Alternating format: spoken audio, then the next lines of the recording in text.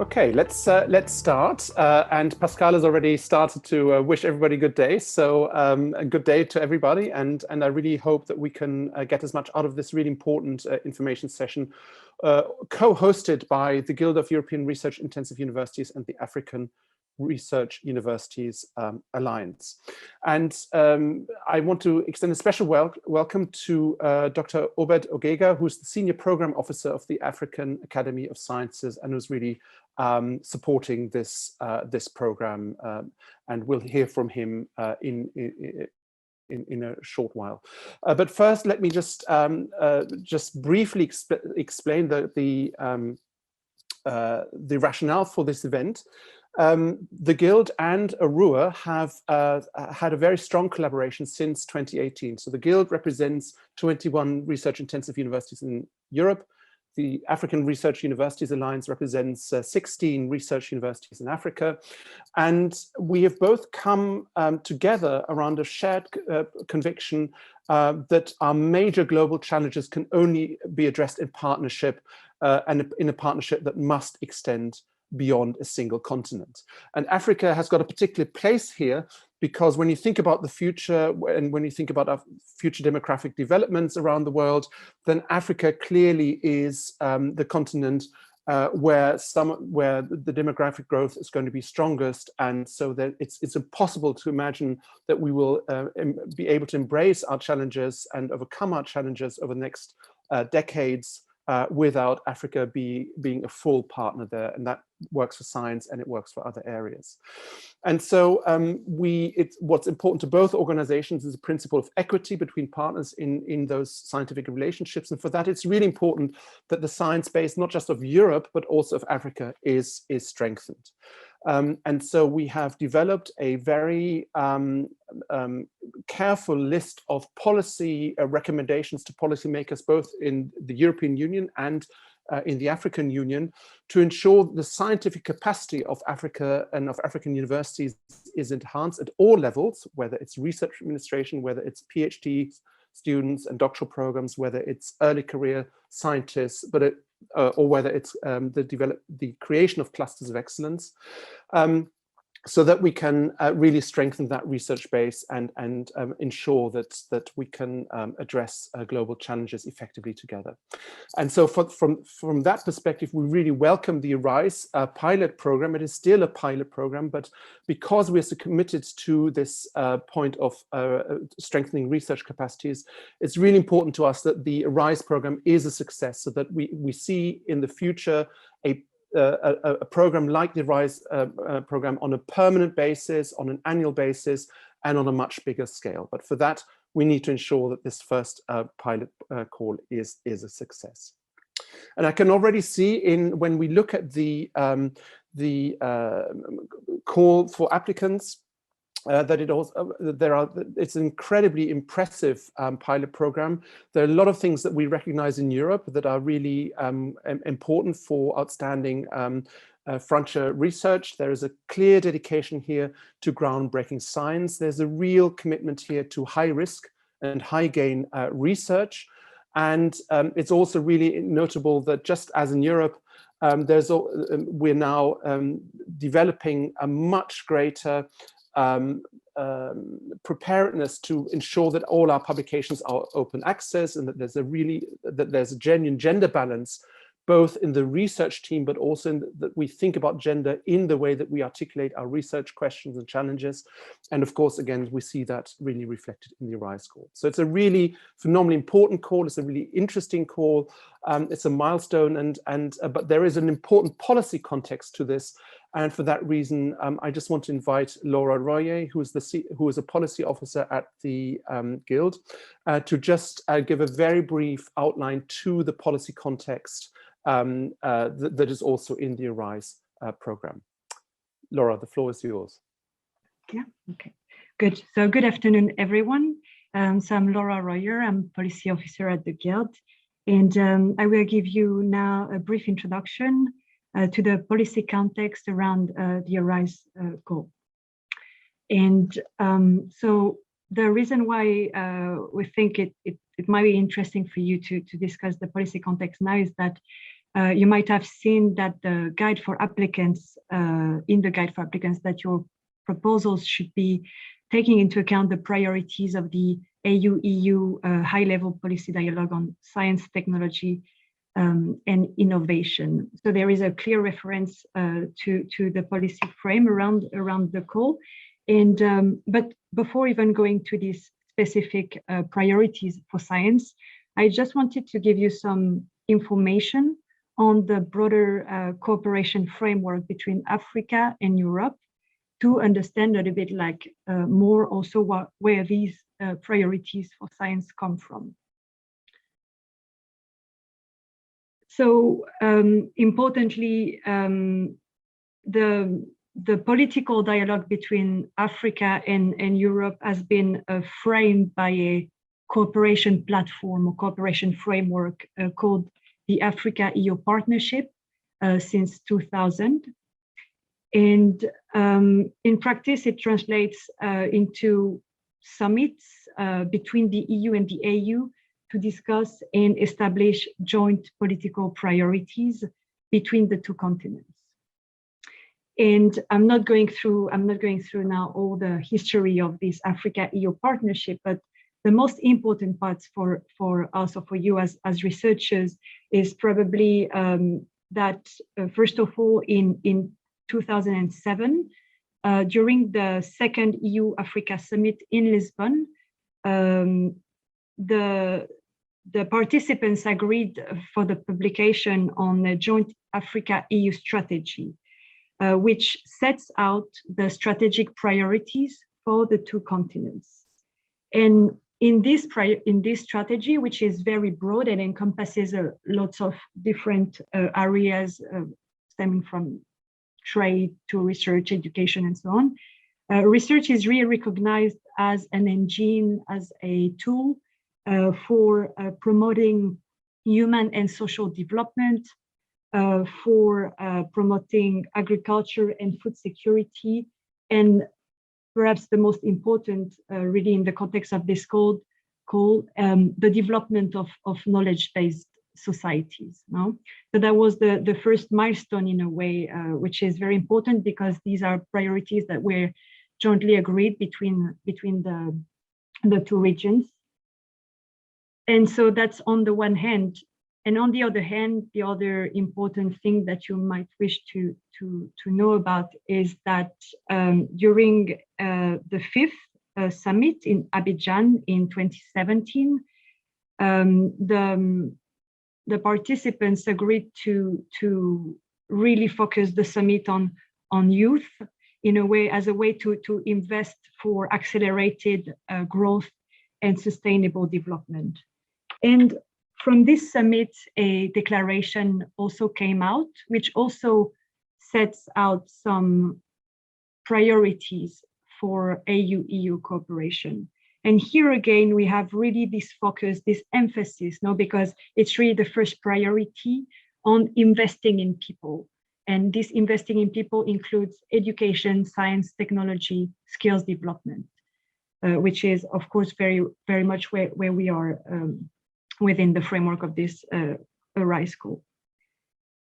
Just, and then finishing this slide just for your information, in 2022, so next year, normally there should be the next summit of the EU and AU, and from there might be other priorities, or at least the reaffirmation of these priorities that have been discussed previously.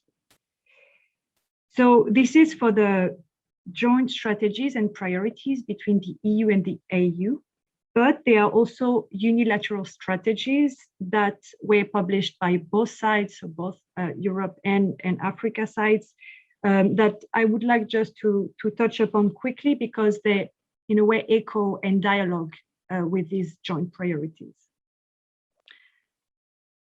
Very briefly, first of all, in 2020, so last year, the European Commission published a communication which was called Towards a Comprehensive Strategy with Africa, which in a way is the Commission's vision for the summit that I've just referred to now, that will be taking place next year.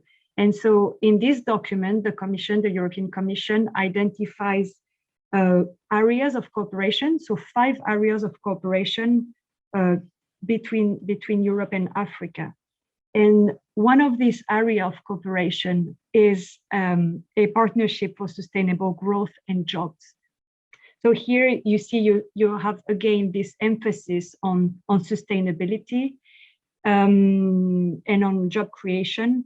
And within this priority, the Commission sets as a goal the increased access to quality education, skills research, innovation, and health and social rights.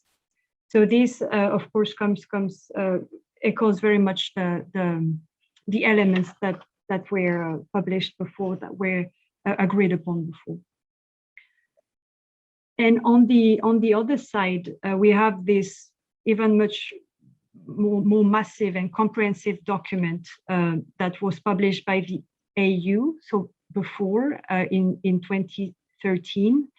And it's called Agenda 2063. You might have heard about it. It's basically the African government's joint vision for the future of the continent, but it's really like looking to the future, because it's 50 years from here. And one of the goals, or one of the agreed goals, is to build a prosperous Africa, which would be based on inclusive growth and sustainable development.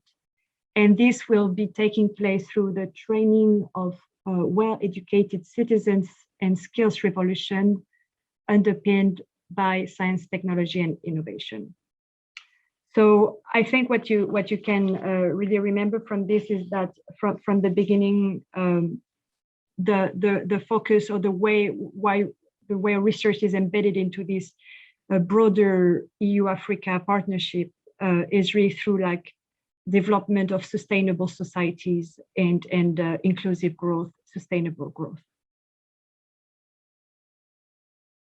Finally, coming back a little bit more to the specific reference that is in the guide for applicants, what I wanted to tell you briefly is that these priorities that are outlined in the guide for applicants come from a meeting that took place in 2020 between research and innovation ministers of the EU and the AU, which took place in the COVID-19 context. So it was very much revolving around this question and about how research and innovation can really help overcoming the COVID-19 crisis.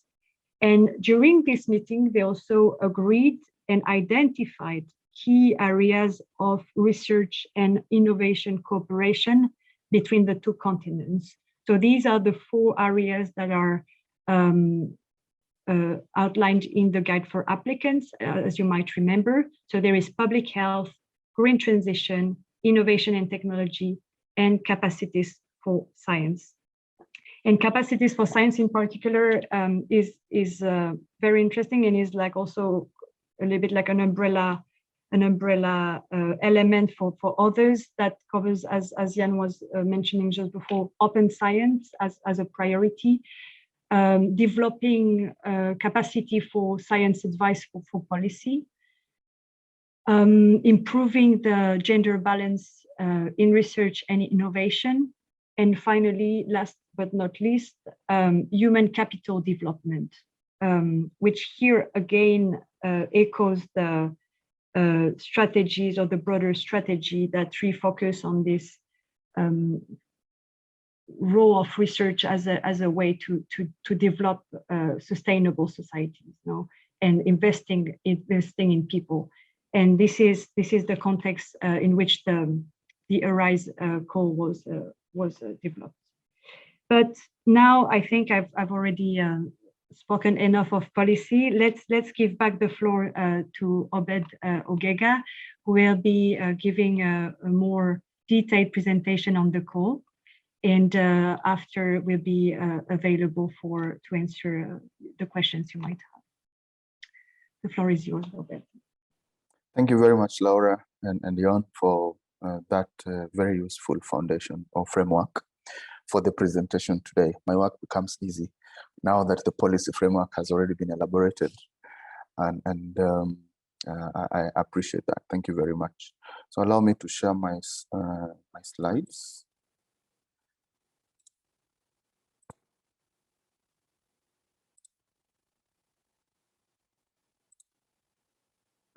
Okay, I hope you can see my slides. Yes, we can. Thank you. Ladies and gentlemen, good afternoon. My name is Obed Ogega. I am a Senior Programs Officer at the African Academy of Sciences, currently leading the team implementing the ARISE grant.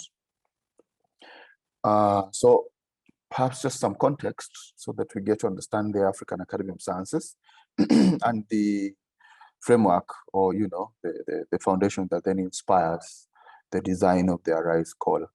So the African Academy of Sciences is a Pan-African, non-aligned, non-political, not-for-profit organization headquartered in Nairobi, Kenya, with 5 regional offices, the one for North Africa being in Egypt, the Western African one being in Burkina Faso, Central Africa in Cameroon, East Africa in Kampala, Uganda, and the Southern African one in Johannesburg, South Africa. So the African Academy of Sciences has 3 mandates, the first of which is recognizing excellence through fellowships and other initiatives. The second one is providing advisory and think tank functions. And the third one, where I work and where the ARISE grant is anchored, is on implementing key STI programs. So the implementation of the programs and the STI agenda is really done through the platform called the Alliance for Accelerating Excellence in Science in Africa, or AESA, that is co-owned by the African Union and the African Academy of Sciences. And the vision for the Academy is to see transformed lives. And we do this through leveraging resources, through research excellence, and through leadership. Thought leadership, for sustainable development. The African context, or the, where we come from in our research context, climate change is a big issue across Africa. That is not, there's a scientific consensus on climate change and its impact across various sectors, in our economy. Food security or insecurity is also a challenge in the continent. Prevailing poverty conditions and high disease burden. These are some of the challenges that face Africa and African researchers in general. So it's against this background that the AESA platform, or the African Academy of Sciences, 5 years ago came up with a business plan anchored on 4 goals, the first of which will be to build on research and research and development leadership and environments that will then support vibrant research ecosystems across our institutions and in Africa. The second one will be to support the development of an innovation and science-driven entrepreneurial culture, so that products from our universities and research institutions then get to the market and ultimately benefit the people for which they are intended. The third goal, and this is where the ARISE grant falls, is really to identify and support rising research leaders to stay and build their careers in Africa. And the fourth and most important for me is targeting critical gaps in the research landscape, so that if we do not have enabling environments, then our researchers will be finding it very difficult to successfully implement their research projects in our institutions. And having these goals, for the past 5 years or so, we've had the privilege of implementing a few programs, some of which may be familiar to you.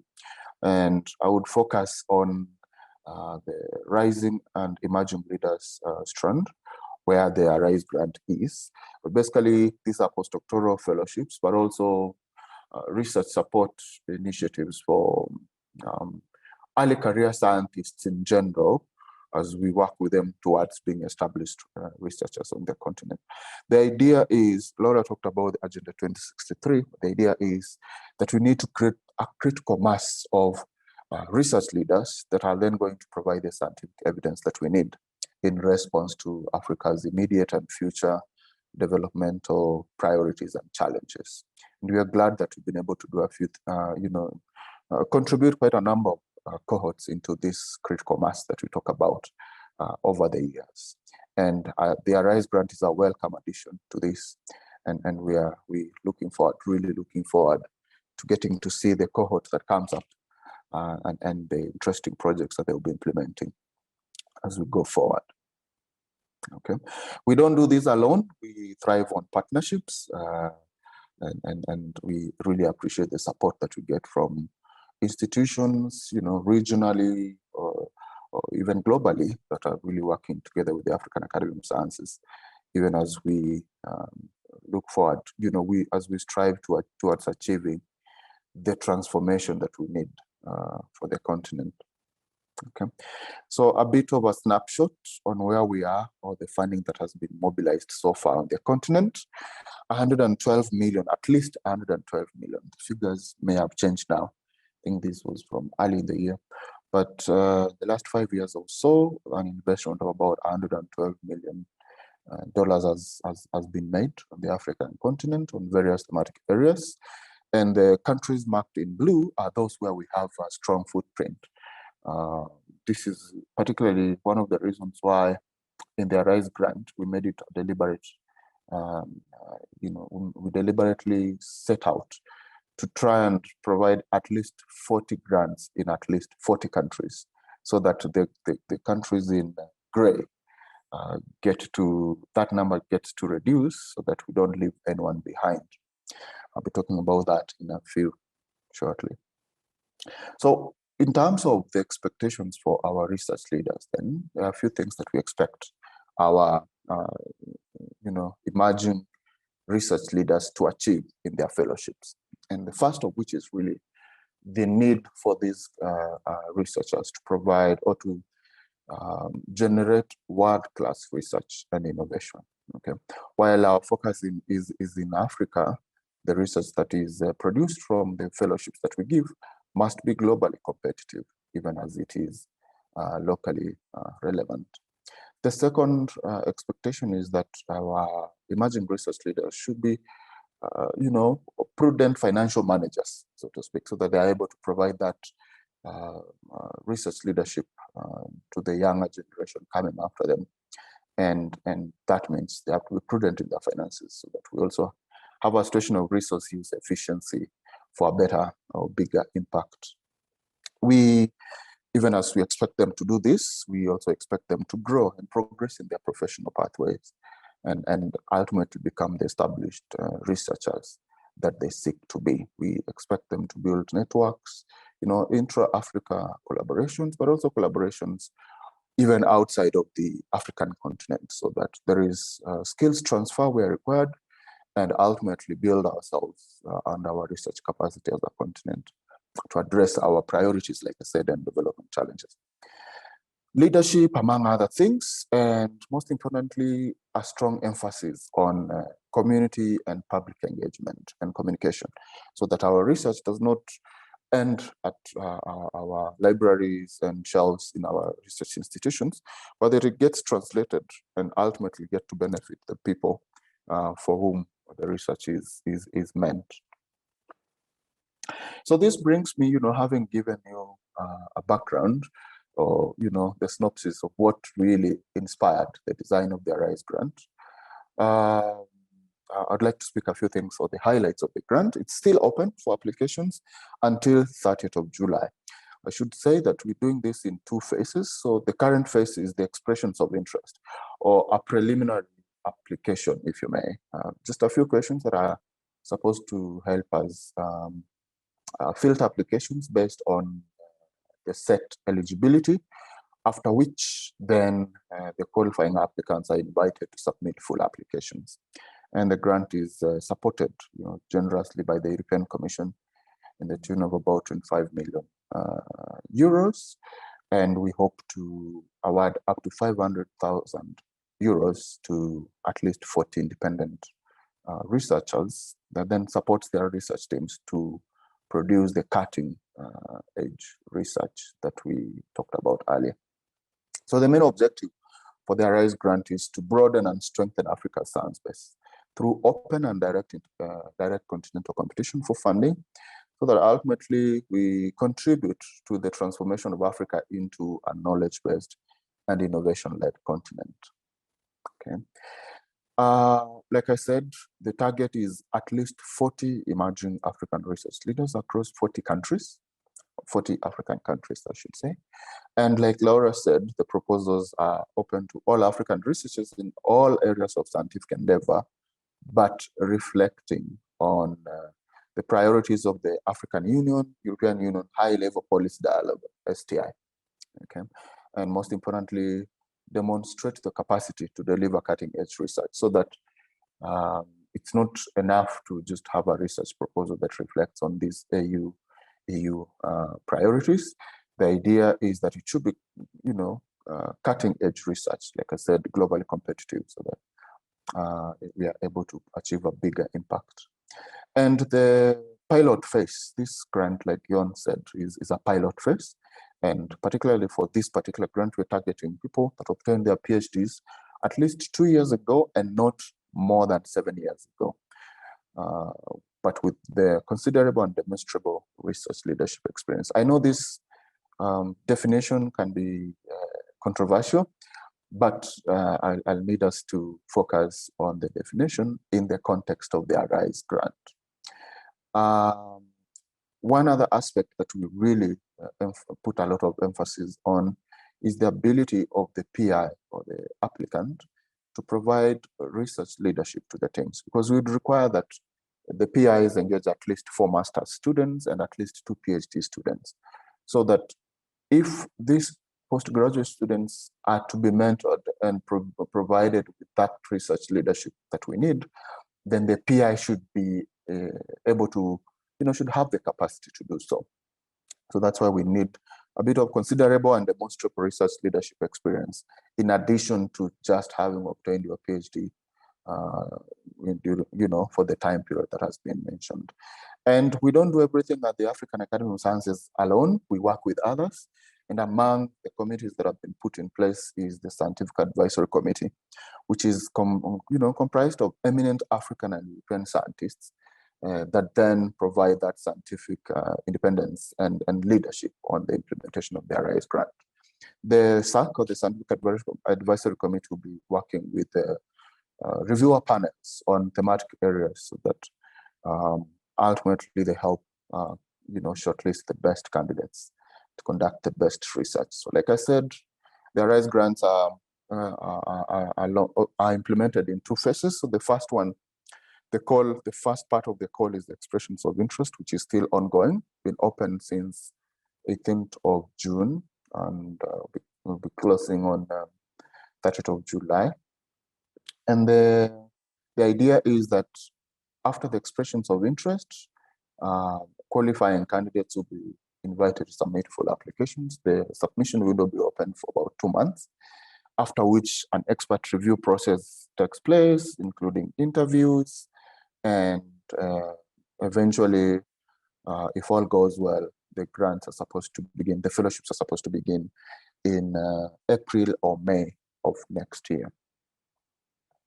So I've talked about the Scientific Advisory Committee, which reports to, provides support to the African Academy of Sciences implementation team, but also feeds into or provides information to the Strategic Steering Committee, which is comprised of representatives from the European Commission, the African Union Commission, and the African Academy of Sciences. So there's, like I said again, the independent technical reviewers. So these are, reviewers, experts in different fields of research, put together according to their thematic areas or their fields of research, so that they can provide, they can make the reviews and help through the candidate selection process. So I think I'd like to stop there for now and welcome any questions that we may have. Thank you very much for your listening.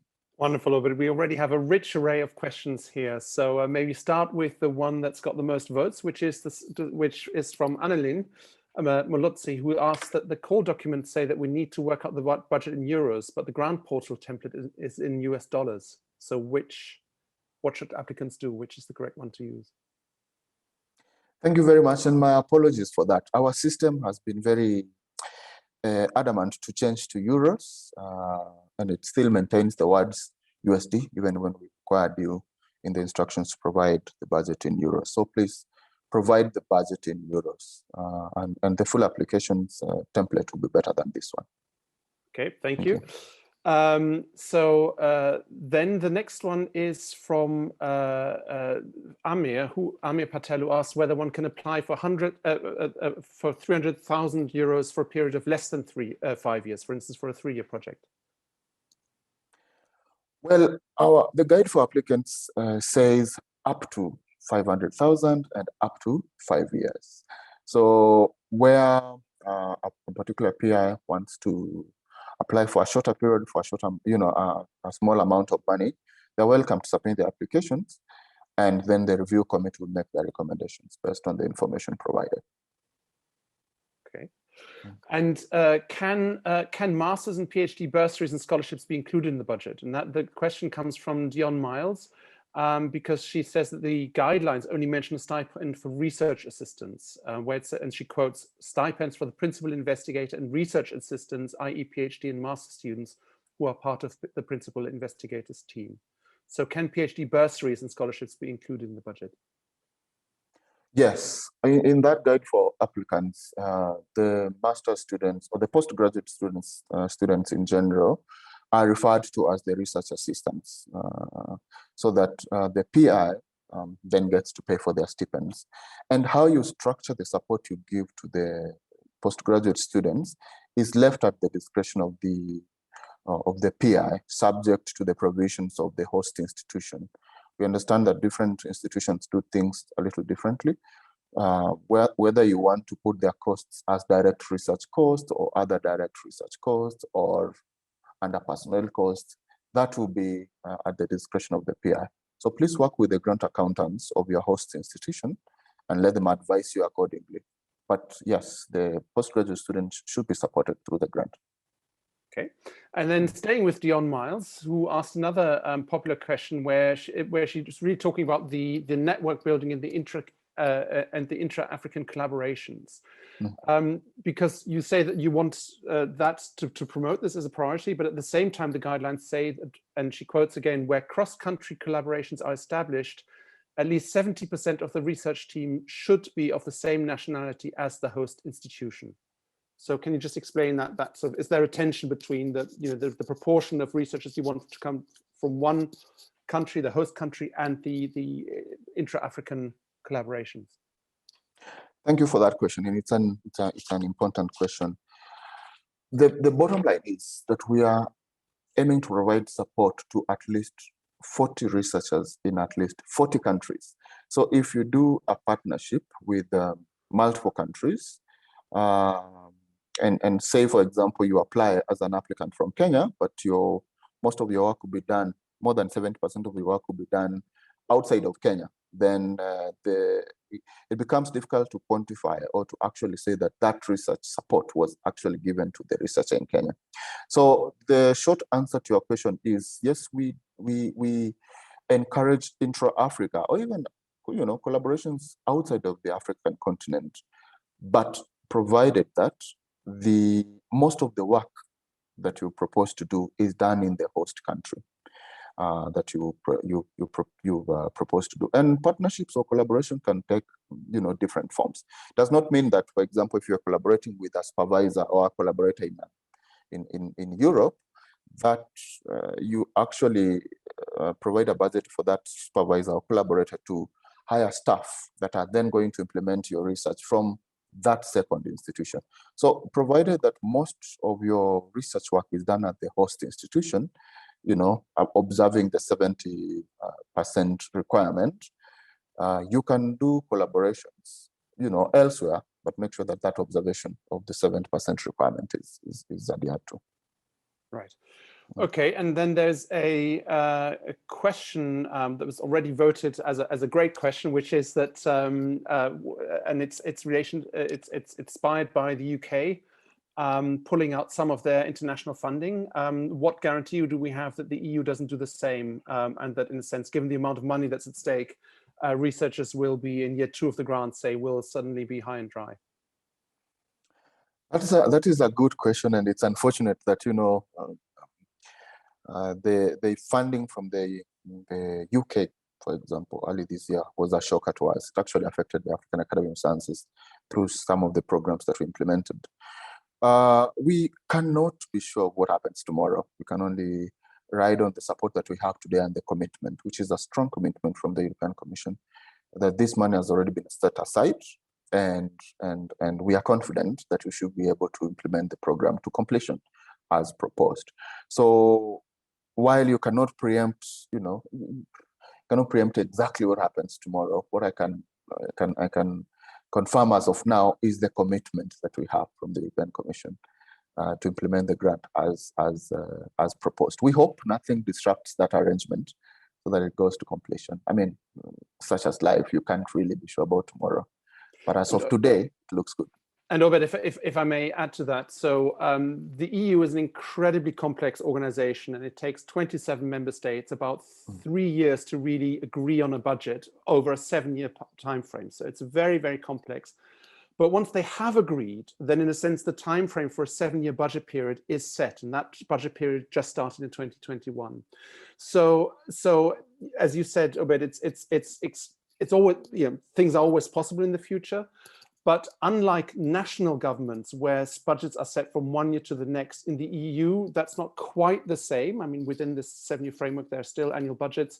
But in a sense, we have a little bit more certainty about the budget envelope that the EU has to play with over the next 7 years than we would have in any national context. So that might be an additional piece of information to give you some peace of mind. Thanks, Jan. That's helpful. Yeah. Jan Vermeulen asks whether there is somebody he can contact to assist with the technical issues with regard to the online application interface, because he's struggling to get his application validated. Yeah, we're happy to assist. So please write to us. I'll text the email address for Arise. So please write to us. We'll be happy to assist. I'll put the email address on the text. Okay, good. So then Samuel Bunani has got a number of questions here. So maybe to start off, is there any template of the project proposal in the project submission steps? So it's a questionnaire. I mean, the online submission platform is a questionnaire. So you move from one question to the next. So that will be the template. Mm-hmm. And the eligibility criteria of the host institutions are not clear, he says, in the call document. Do you have any specifications for that? We were trying not to be too prescriptive. So long as this is a host institution that is a legal entity, is African or based in Africa, and meets all those eligibility criteria items that have been listed, that host institution should basically qualify. But where you are not sure, please write to us. We are happy to clarify, because again, institutions take different shapes and forms. We can't really be too prescriptive about it. Mm-hmm. And in the budget line, can you are there salary limits for the personnel to be involved in the project? So the salary or the stipends to be allocated depend on the HR provisions for the host institution. So please refer to the HR provisions of the host institutions and work with the grant accountants to help you through that. And in the expression of interest stage, is it necessary to have quotations or offers from companies for expensive equipment that one needs to purchase? Yeah, I mean, I guess getting quotations would guide the budgeting. So, I mean, so that you know how much to budget for. Yes, if that helps your application, please, by all means. For us, I should also mention that at this stage, we are only requesting for a global budget, so to speak. Specifics will be provided in the full applications stage. And therefore documentation won't be required now? No, at this point, it's enough to submit what has been asked for in the application platform. But if you want to be proactive and get this documentation, that will help. It's not a mandatory requirement, but yeah. Sorry. Okay. So Kim Bester has asked whether one has to supervise 2 PhDs or 4 master students during the fellowship, or how flexible this is. At least 4 master's students and at least 2 PhD is the minimum that are required to be enrolled in this team. You don't have to be the only supervisor. Supervision can be done in many forms, with an arrangement with other collaborators or other supervisors in the host institutions. I mean, we leave that to you, so long as, apart from the supervision, we expect to, actually this is the best requirement, that the PI provides research leadership to these, postgraduate students. The idea is that you build their capacity so that tomorrow they're able to apply for grants of their own. So that is the bottom line.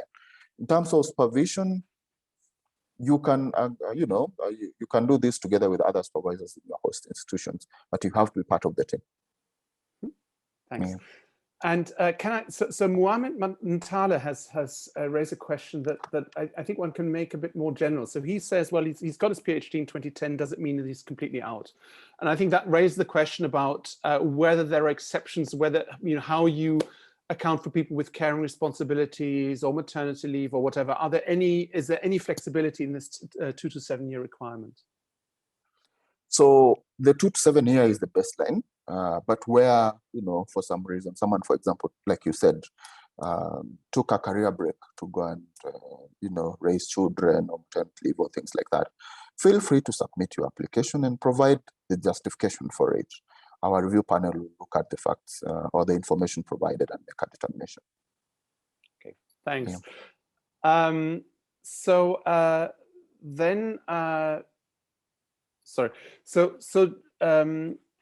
So should the PI already have masters and PhD students in mind? Should they already be named, or can they just indicate how many students they want to educate and then recruit them later? Well, if you are able to do that, please do. But then again, remember, you don't want to overpromise, and God forbid you don't get a grant. But the idea is that you plan for them. For example, you can say you'd want a student working on a particular objective in your research proposal, and have the students recruited once you've secured the grant. So it's okay to just say that you would expect a master's student or a PhD student to do specific aspects of the work at the proposal stage. And once granted, then you can do the recruitment. Okay, so Dion Miles, another set of highly voted question. How much should we budget for annual audit costs? Do you have an estimated amount that one should budget per year, and are audit costs encapsulated within the GFGP assessment, or are they separate? That's a good question. So, I mean, the audit questions will be different from country to country. So this is the part where you consult with your host institution, check with them how much they usually spend on such audits, and that way you're able to get a figure. It's precisely for that reason that we didn't give a definite amount to put there. So long as it's, within practice, please feel free to put that. And the GFGP process, if I got the question correctly, it shouldn't be part of the audit, really. The GFGP process is, a step that we do before we award. It's a pre-grant award process, so that it then helps us, assess the eligibility of the host institutions to successfully host and support the implementation of the ARISE grant. So that part of the work will be done from our end. We will not require applicants to pay for it. Unless I didn't get that question right. Okay. And John van Breda asked whether funding will cover any operational research expenses, for instance, for the PhD and master students that are to do their field research, for instance. Yeah, if you look at the guide for applicants, we haven't predefined what support goes into supporting the postgraduate students. Again, we leave this at the discretion of the PI, but with reference to the HR provisions for the host institution. I'm sure every host institution has a procedure on how to support postgraduate students and the like. So please work with the host institution and see what the provisions are. But ultimately, within the 5 years plan, you should see the postgraduate students to completion, so that you don't start them in year 4 and leave them hanging. Okay, thank you. And Hilary Masenda asks, if you want to add some pieces of equipment on the budget, where is the provision for doing so on the application form? Please say that again, if you want to add. So she says that I would like to add some pieces of equipment on my budget, but there's no provision for this on the application form. Yes, and this is why I said, as of now, we're only asking for the global budget. So if, you know, the equipment, let's do it this way. If I were the one applying, I would do a full budget nonetheless, but then have my budget lines grouped into the budget lines that are already provided for in the expressions of interest. So that gives you the global budget for budget line. Could be, for example, that equipment goes into direct costs, okay, or other research costs. But then at the full application stage, then you'll be able to provide a detailed budget.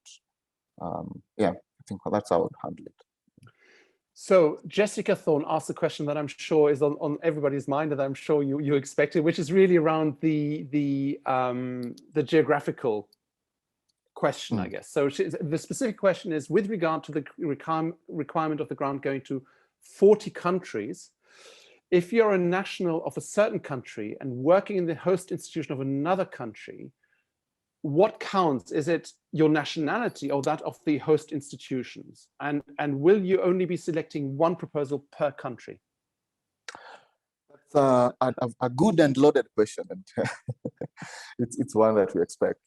And two things. So first, even when we want to, you know, give at least 40 grants in at least 40 countries, this should not come at the expense of scientific merit. So the first eligibility criteria will be how apt is the proposed research in terms of the scientific merit. So the first eligibility criteria or assessment criteria will be on the scientific merit remit of the proposal. And once that then is done, the reviewers will then now start looking at the geographical representation of the proposals. But if we go through the, you know, we go through the applications, and in terms of the scientific merit, we only have 20 countries making it to the, you know, the minimum threshold for that scientific merit that we're looking for, then we will consider the 20, you know, the applications in the 20 countries. So while we are being ambitious and trying to really not leave anyone behind, it will not be at the cost of scientific merit. So, like the second question from Jessica on whether we focus on the nationality or the host institution nationality. The answer is that we don't focus on the nationality of the applicant. It is where the research is going to be done. So from experience, we, for example, would have, and sorry to use this example, would have, say, you know, a big number of applicants wanting to go do their research in South Africa, okay? So in that case, if we look at nationalities alone, it will be seen that every nationality is, you know, a bigger number of countries is represented, but at the end of the day, all the research is done in one country. So that is why in this particular grant, this particular call for applications, we are focused on where the grant will be implemented rather than the nationality, yeah. So you're really striking to you're trying to strike a fine balance, because you could see that maybe half of the grants potentially could be done in one country, right? I mean, if you think about just excellence, and you're clearly carefully trying to calibrate this. So I mean, what will you do? I mean, ultimately, if half of the country, if that is the case, and half of the really outstanding projects will be in one country, will that be politically? So I mean, this is the challenge with trying to strike a balance. Yeah. It means that you are going to lose on a few things. But for this particular one, we really want to focus on the scientific excellence, but without leaving anyone behind. Having said that, like I said, if we only get 20 countries meeting that minimum threshold for the scientific criteria, then we stop at that. But because we are aiming to give at least 40 grants, what that means is we go for the first round, not in terms of the, you know, like I said, the first consideration is scientific merit. So X number of applicants are selected based on that. Then they look at the geographical representation, and X number of countries are selected.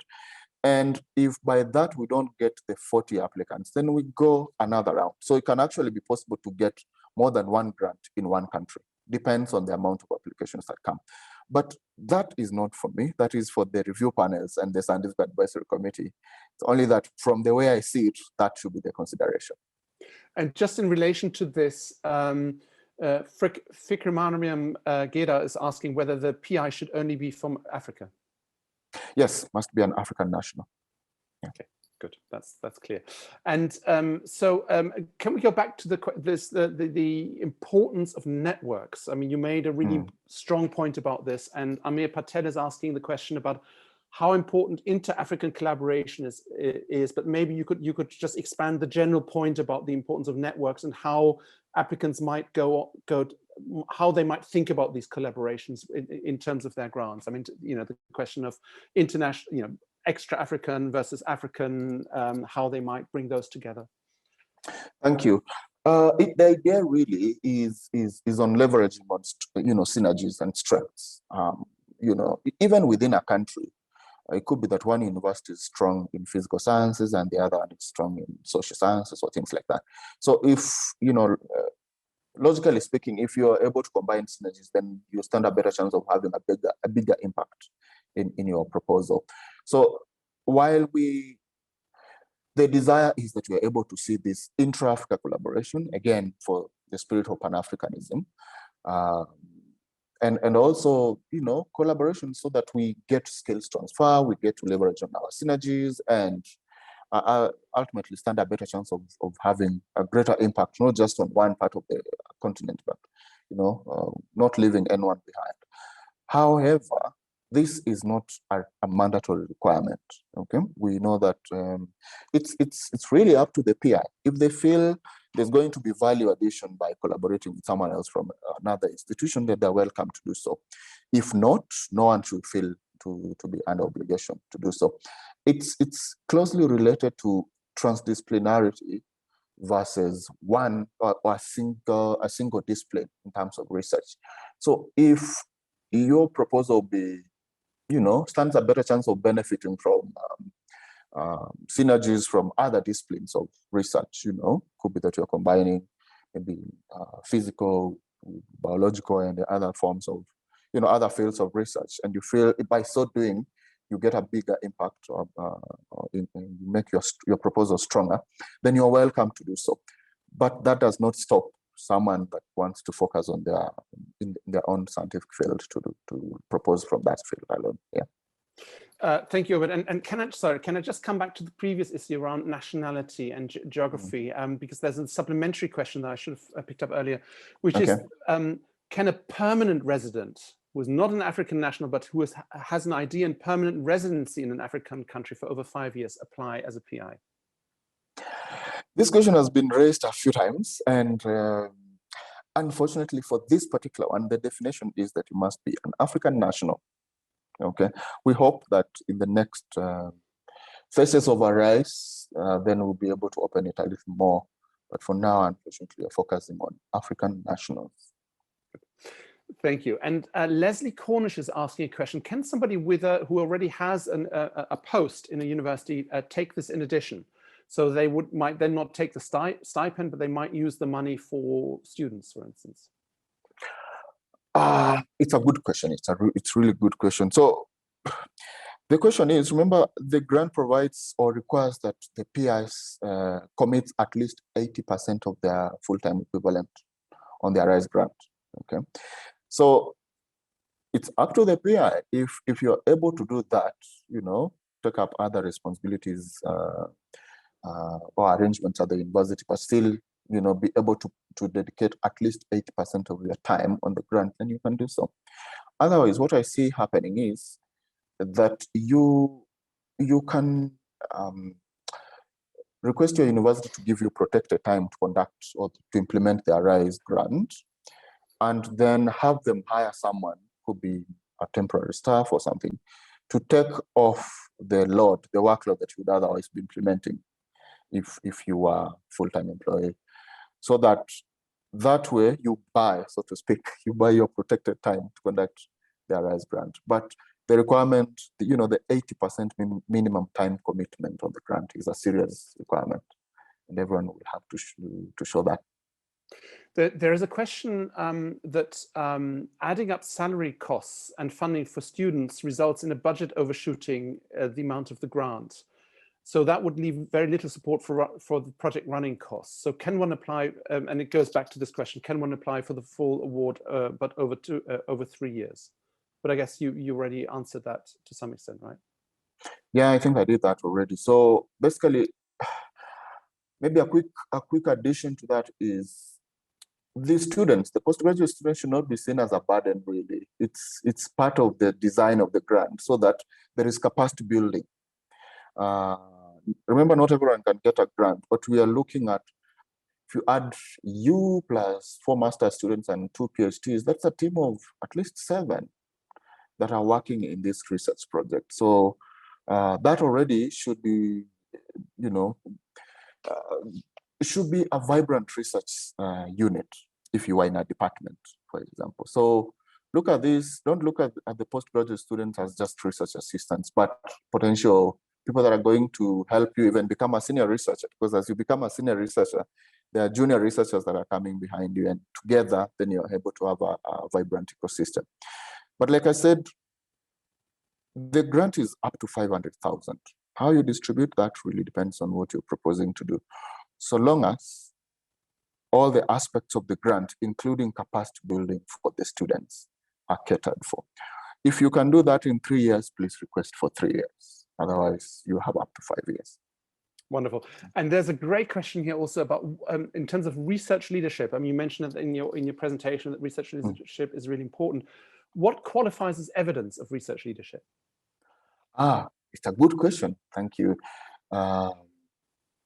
So having a postdoc fellowship program, for example, or having gone through a postdoctoral fellowship alone may not provide you with that research leadership that we're talking about. So it's a collection of things, experiences, qualifications, that together then define your ability as a PI to provide that leadership to the students.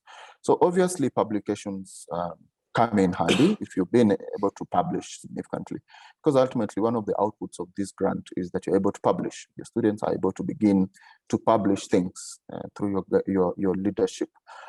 So in addition to just, you know, some universities, for example, can employ you directly as a lecturer without requiring you to have had a postdoctoral fellowship. Some universities require that you can only join as a postdoc fellow, okay? So we are leaving that criteria open based on your situation or the host institution where you're based. Put together a statement that quantifies what you consider as your research leadership experience. If it's publications that you think would give you that definition, then please do. But if you've not done as many publications, but you supervised X number of students, you've been able to teach, you know, X number of units for X number of years, then put that together and package it, and so that it defines what your research leadership experience is. Can we just go back to something you mentioned earlier, Obed, which is the 4 masters and 2 PhD as a minimum requirement. Nick Simpson writes that in the guidelines, it says can recruit, coordinate, and supervise a research team composed of indicatively 2 PhDs and 4 master students, depending on the requirements of the research field. So he says that's not, that to him doesn't read like it's a requirement. It's can recruit. It's a suggestion. But you mentioned earlier that was a kind of minimum threshold. Yeah, I'm not sure which part of the guide for applicants is referring to. I'm trying to, but the bottom line is you need to, the PI should have at least 4 master's students and at least 2 PhD. Actually, there's a threshold. You can't hire 20, for example. I'm trying to look for the exact text for that.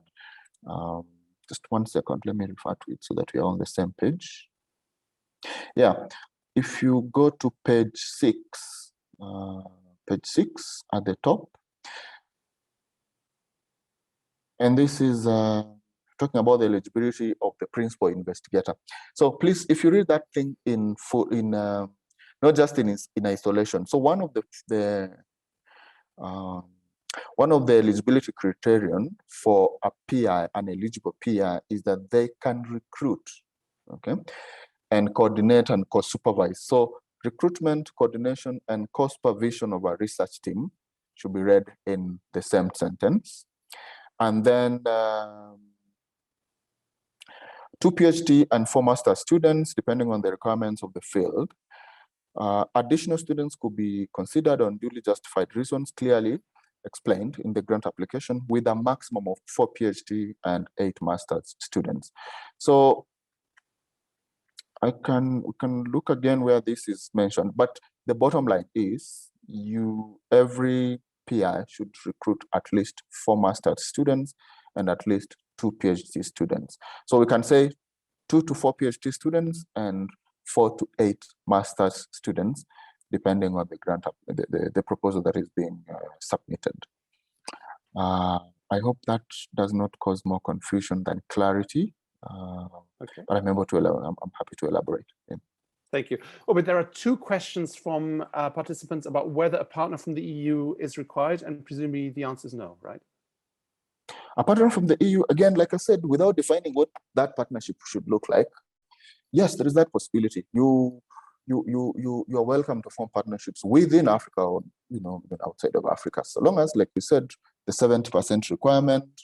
But also, if, for example, you want to go do some of your work in Europe or the US or wherever, so long as cumulatively you don't spend more than 6 months outside of your host institution. Okay, so you can have partnerships. You can, but you don't have to. You don't have to. It's not a mandatory requirement. No. Yeah, that's very good. And can I ask you about the so there is a applicants can include information on open access, gender balance, ethical principles, and research integrity. Could they cost in open access publication in hybrid journals? And if so, how do they do this? Yes. So when you're in your budgets as a PI, you know how many publications you want to do. So when you're doing budgeting for APCs, article processing charges, you should put a budget that reflects open access publications.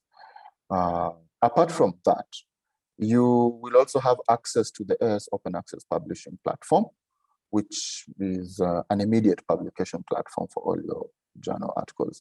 But you are not under obligation to publish there in this particular platform. It's only that it's available for you. So in addition to the Eois open access, you can also budget for it in your budget. Mm-hmm. And just going back to the tricky question of the 70% of the research team that you just mentioned again. So Hannah Muse asks, if I am from one African country, but based on applying to perform the research in another African country, how does the 70 rule apply? The 70% of the research team rule apply in that? So in principle, remember where your host institution is. That is where the 70% requirement applies. So that the research assistants, the masters or the postgraduate students, the technical team have to be have to have the same nationality as the host institution. Yeah, so I hope that's understood. Yeah. We've had here a really good example, maybe to come back to the question of career breaks. So from an anonymous attendee who says, I did my PhD in 2012, but then had 2 years of a career break. Do I qualify? Presumably that takes us right up until 2021, right? So like I said, the best requirement is that the PI should have completed their PhD 2 years ago and not longer than 7 years ago, inclusive. However, where a career break happened for a justifiable reason, applicants that are outside that threshold can apply, but provide the justification. And then the review committees will make a determination on whether that should be allowed or not. Yeah. And if one is, again, about the eligibility requirements, so if one is completing a PhD in 2021, but has been teaching at a university already for 5 years, does that qualify? No, unfortunately, the 2 to 7 is really a strong requirement, and yeah, we expect you to have completed the PhD at the time of application. I should also jump in at this stage and say that medical doctors, if they don't have a PhD, also don't qualify. So I've had a few questions from other fora where someone asks, this is, they've been a medical doctor, they've been doing this and that, do they qualify? So unfortunately, in this context, they don't. Right. So the requirement for a PhD is really a strong requirement. Mm-hmm. And just going back to the institutional collaborations, we've talked about a lot about networks across Africa and beyond Africa. Beyond, what about institutional collaborations within a single host country? Is that allowed, encouraged? Absolutely. Like I said, we don't define where the collaborations come from. It's up to you as the PI, depending on what you are proposed to do. So please, by all means. Can you change the PI after winning the grant? No. The PI is part of the proposal. So is the host institution. So all these things are considered in context, together. You can't, for example, outsource your grant to someone else. Okay, so given that the priority is to have researchers work within the country of their host countries, how will work spanning multiple countries be supported? So, projects that don't necessarily have a particularly strong focus in one country, but across an entire region. So it's up to you as the PI, really. I mean, you know the requirement, the provisions for the call. So even as you design your research proposal, please have in mind the context against which you're proposing. It will be interesting. We'll be interested to see how you're able to navigate that space. So I would say, as an example, could be that a project is proposed to be implemented in Kenya.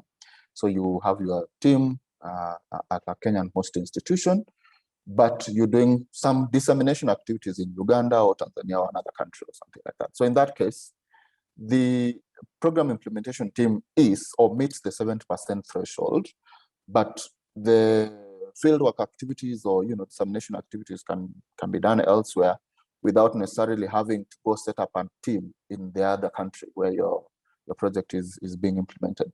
So again, you know the framework, you know the provisions of the grant, the call for applications. Design your research proposals to adhere to the provisions. There's a question here about that says, what is the cutoff age for the application? I presume that means whether there's an age limit somewhere. The chronological age, like how old someone is? No, we're not focusing on that. We are focused on the amount of time after your PhD. Right. And are there any conditions or requirements for a co-principal investigator, or is it possible to have two principal investigators? No, one principal investigator, please. If you need to have additional support in terms of your research team, have them as collaborators or researchers or research assistants, whichever form that takes. But it's only one applicant at a time. Right. And there is a question that takes us back to the political sort of frame of this, which is how close must proposals align with the UN Sustainable Development Goals? Well, that is part of the novelty and creativity that we need to see in the proposals. I mean, these are global, regional, local frameworks against which research or development is actually supposed to be done. So when you propose as a researcher, you should be having these frameworks and development blueprints really somewhere in the back of your mind. But there is no specific requirements on how the alignment is supposed to be done. So the minimum provision is, for example, that your proposals reflect on, while they are open from all fields of research, they should reflect on the AU-EU high policy on STI. Okay, but that does not even define exactly what that looks like. So you need to be, this is the novelty, this is the creativity, this is what sets aside proposals. So in your own way of looking at things. But I should also mention that leaving these things open means that we really are interested in seeing what is out there. So instead of predefining things, which puts at a risk of missing out a few innovative ideas out there. We leave it open like this, especially for this pilot program, so that the PIs, the creativity, the innovation of the PIs is able to take the center stage rather than what we want to achieve. Okay. I mean, just on that. So, for instance, when you are talking about the the capacities for science, and we've seen earlier how originally in these in the way that was considered, the EU policy dialogue really envisaged human capital development. Then you would encourage researchers to really think through how their work can do that, or can subscribe. You would encourage them to just articulate themselves how their work could achieve that without being too narrow on these objectives. Well, remember, the main objective of the ARISE grant is to broaden and strengthen African science base that would then contribute to the transformation of Africa into a knowledge-based and innovation-led continent. What this means is you want to see transformed lives through science. How you want to do that? This is the innovation that we're talking about. So based on this general objective of the ARISE grant, we leave it at the discretion of the PIs or the applicants to really define what in their understanding and consideration would be an ideal proposal to really respond to this main objective. Okay, great. That's very clear. Oderilwe Silamana is asking if there's a recommended percentage or an ideal percentage about the share of the total cost that might be made of the personnel costs. I mean, is there an ideal personnel cost that you have? Could it be 50% of the budget, or of course, taking into account the institutional requirements for different levels? So in the guide for applications, we've given reference to the AS cost guidelines policy. So that should give you a general idea of what the provisions in different budget lines should be like. But having said that, we didn't want to be too descriptive again. So refer to the AS cost guidelines as a general guide in terms of what the numbers should look like, but work closely with your host institution. They also have provisions that would then guide how you actually draft your budget altogether. Yeah. And does that answer also apply to another question, which is about this, whether there is a ceiling on the overhead or administrative costs? The overheads is put at 7% as of now. So 7% of the total eligible costs.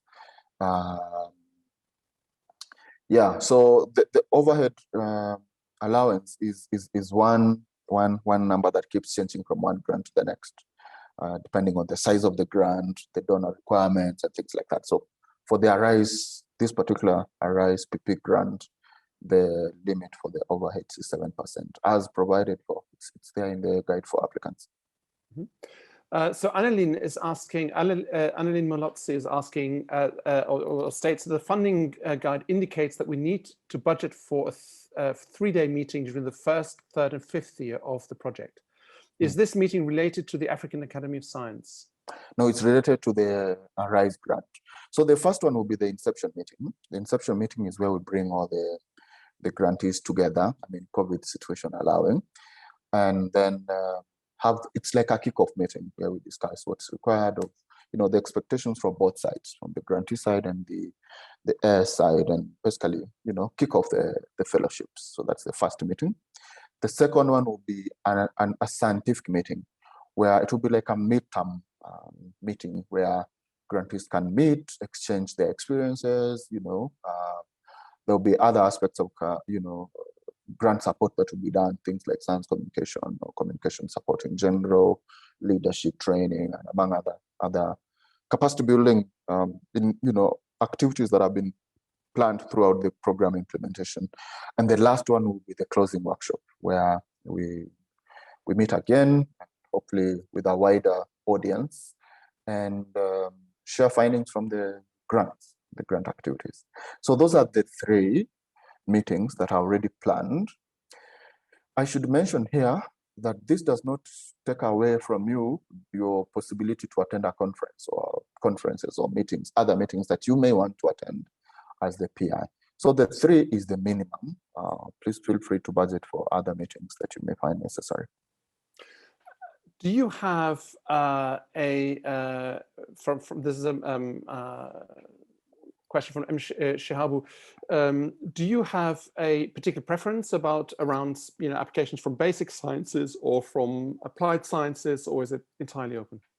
It's open to all fields of science. It's really open. So we are happy to receive what is out there. So if you have something in a particular field, please feel free to submit your application. And do you have a particular preference for the host institution? Would this be a university or a UN agency, or do you have a particular? No, so long as the host institution meets the eligibility criteria defined in section 3.6 of the guide for applicants, we are happy. That's it. That's all we can say. It's up to you as the PI to choose the institution that you think will be the best host for your grant. So here's a question from an anonymous attendee, which I think we kind of covered, but we may not. Who says, and the question is the grant available to lecture staff or only to postdocs? Yeah, you're right. I think we talked about that, but can also say that again. The bottom line is that we're looking for PIs that have considerable or demonstrable research leadership experience. Okay, so research leadership experience can be obtained from having a postdoctoral fellowship or being a faculty member of a particular university, or publications, working in industry, many forms. So my advice is that package, quantify what you think is your research leadership experience and put it as a statement that will then be considered by the reviewers. So it's not just postdoctoral fellowship experience that you're looking at. Can be anything, so long as ultimately it contributes, it counts to your research leadership experience altogether. Fikr Mariam Geda is asking how senior scientists or professors from the EU or presumably other continents can be engaged with an African postdoc as a PI. Well, like I said, collaborations are encouraged in this, and there are provisions for that in the call for applications. So I don't know how the professors or experts from outside of Africa can be engaged directly, but here's what I can say. If the PI thinks or requires particular expertise from someone within Africa or outside of Africa, the PI then is free to reach out to these experts and agree on how they can engage them on the project. Okay. There are a host of questions. So Paula Barnard Ashton is asking whether there's only one award per country, or is it the top 40 applications? And James is also asking whether is it one application per country, or one country that can apply through many researchers? And then again, a question from Mandala G, which is whether 500,000 euros, that's clearly one per application, and it's not the whole budget envelope. I think you've already discussed this, but really it's maybe just to have a quick summary of this question about the award, the 40 awards per country kind of thing. Yes. So no problem. The ambition is, the more we have this clarified here, the better, because it's quite a recurrent question even within other fora. So the bottom line is, we are hoping, and this is the ambition, we are hoping that we can make at least 40 awards to at least 40 countries.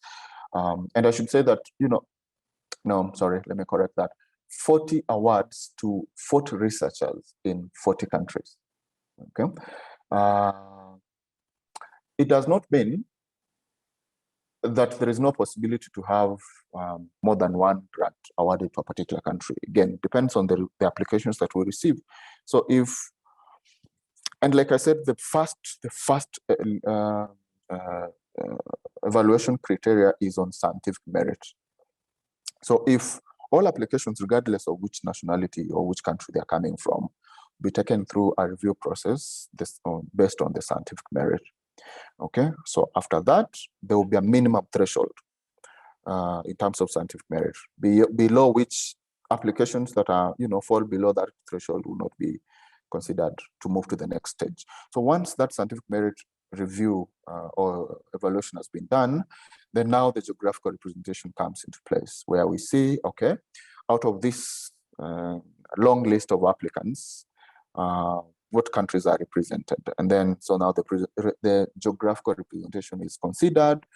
And if looking at the scientific merit, we don't get the 40 countries that you're looking for, we will not jeopardize the scientific merit because we want to cover the geographical balance, okay? In that case then, if it's only 20 countries that have made it to that level, then those are the countries that will be considered. And that means there may be a possibility of even more than 1 grant per country based on the applications that are submitted. I hope that clarifies. Great. Oh, but we've got 6 minutes left. We have 56 questions answered. Let's make it to the 60. So, Kim Best is asking whether one can budget for mentorship services. Does the AAS provide this during the fellowship, mentorship of candidates?